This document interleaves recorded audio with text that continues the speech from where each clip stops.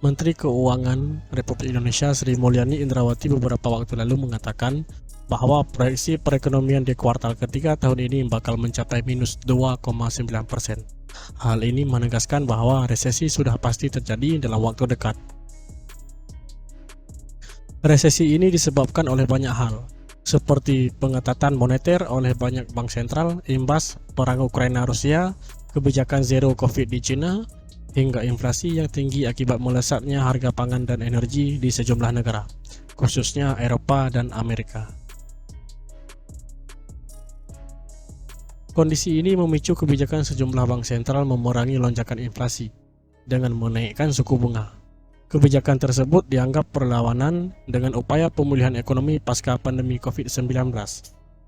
Bahkan, Presiden Bank Dunia David Malpass meminta pemerintah di banyak negara mewaspadai resiko stagflasi, mengingat ancaman resesi semakin nyata. Lantas, dalam kondisi seperti ini, instrumen investasi apa saja yang cocok untuk dipilih?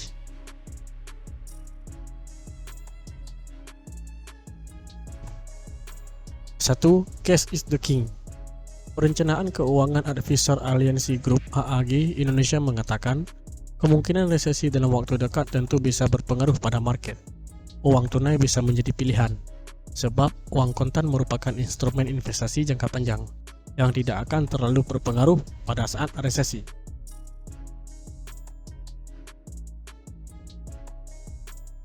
Dua, obligasi. Obligasi adalah surat utang jangka menengah maupun jangka panjang yang dapat diperjualbelikan. Khusus obligasi, Anda bisa berinvestasi pada instrumen ini dengan mengambil obligasi dengan kupon tetap seri FR ataupun fixed rate. Dengan begitu, investasi tetap terjaga meski ada risiko resesi.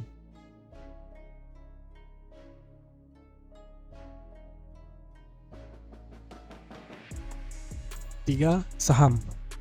Saham masih menjadi pilihan menarik untuk berinvestasi kala resesi, dengan catatan harus memilih emiten yang memang tahan terhadap pelemahan ekonomi.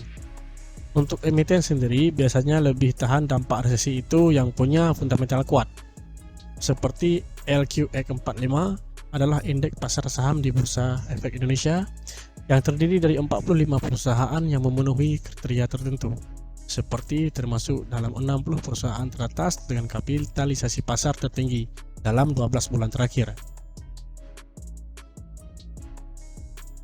Lalu, termasuk dalam 60 perusahaan teratas dengan nilai transaksi tertinggi di pasar reguler dalam 12 bulan terakhir. Telah tercatat di Bursa Efek Indonesia selama minimal 3 bulan hingga memiliki kondisi keuangan yang baik.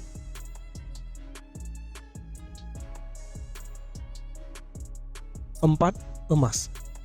Emas juga bisa menjadi pilihan utama, sebab emas sendiri merupakan aset safe haven. Umumnya ketika perekonomian sedang terpuruk, harga emas cenderung naik.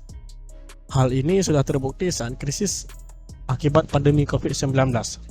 Saat itu, banyak investor mengalihkan uangnya ke emas, sehingga harganya pun naik. Hal ini bisa kembali dimanfaatkan oleh investor apabila terjadi resesi.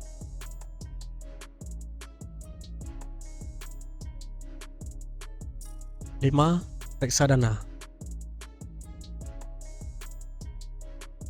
Perencana keuangan berpendapat meski ancaman resesi global kian nyata di depan mata, Indonesia tidak akan terlalu terkena dampak. Sebab kondisi fundamental makroekonomi Republik Indonesia masih relatif lebih baik daripada negara-negara adidaya seperti Amerika Serikat dan Eropa. Oleh karena itu, untuk instrumen investasi pun bisa memilih sektor yang mendukung perputaran ekonomi domestik, seperti reksadana khususnya berpendapatan tetap. Selain bisa mendukung perputaran ekonomi global, menurut Imelda, instrumen investasi ini juga memiliki prospek baik dalam 2 tahun ke depan.